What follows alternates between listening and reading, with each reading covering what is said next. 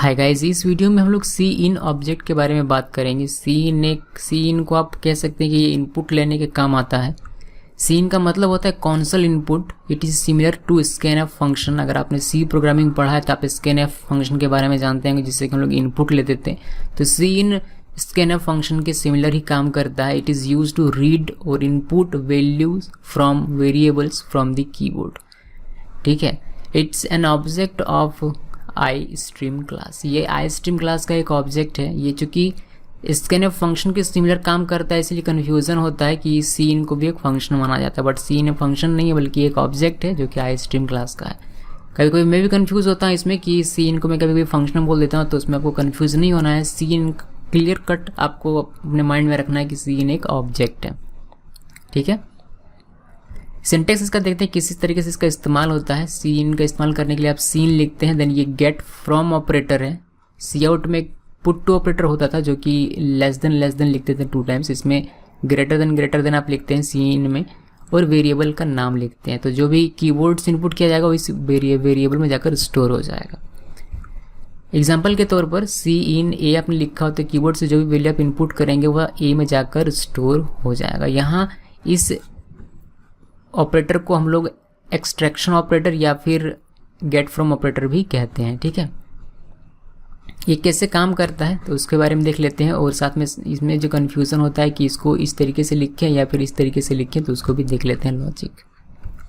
सो यहाँ आप देख पा रहे हो कि ये पूरा प्रेजेंटेशन है जिसमें कि कीबोर्ड से सबसे पहले ये सीन ऑब्जेक्ट में आपका वैल्यू जाता है। जो भी आप वेरिएबल के लिए वैल्यू इनपुट कर रहे हैं, जो भी आप इनपुट करते हैं कीबोर्ड में, पहले यहाँ जाता है, देन यहाँ से गेट फ्रॉम ऑपरेटर से होता हुआ ये आपके वेरिएबल में जाकर स्टोर हो जाता है। जैसे कि 10 अगर आपने इंटर किया है कीबोर्ड से, तो सबसे पहले सीन ऑब्जेक्ट में जाता है। सी ऑब्जेक्ट्स होते हुए, ऑपरेटर से होते हुए ये वेरिएबल में जाकर स्टोर होता है। चूँकि ये फ्लो जो है इस तरीके से हो रहा है, तो इसीलिए हम लोग इसमें इस तरीके का लिखते हैं। तो ये अगर आपको प्रेजेंटेशन याद रहेगा दिमाग में, तो आप इसमें कभी भी कन्फ्यूज़न नहीं हो सकते हैं कि आपको ग्रेटर देन का साइन देना है या फिर लेस देन का साइन देना है, पुट टू लिखना है या फिर गेट फ्रॉम लिखना है।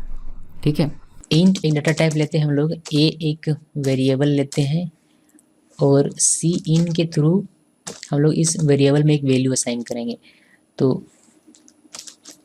Get from operator A,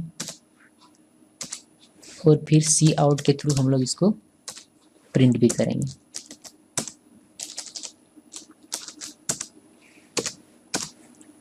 okay, चलिए इसको रन करते हैं। हम लोग इसको पहले 10 वैल्यू असाइन करते हैं। आपको नीचे 10 दिखेगा जो कि सी आउट के थ्रू आया हुआ है। ओके, इसको और बेहतर बनाने के लिए हम लोग लिख सकते हैं सी आउट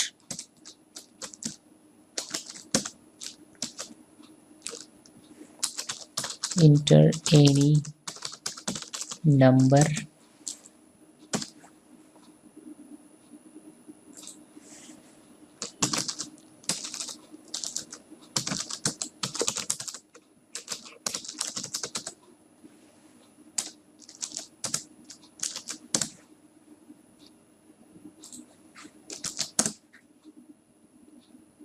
इसको रन करते हैं हम लोग। देखिए इंटर एनी नंबर, चलिए हम लोग 18 इस बार इंटर करते हैं। You have entered 18। ठीक है, तो ये आप पर डिपेंड करता है कि आप सी आउट और सी इन का यूज़ अब आप कैसे करते हैं। ये मैंने जो इसकी फंक्शनैलिटी है वो आपको बता दिया है।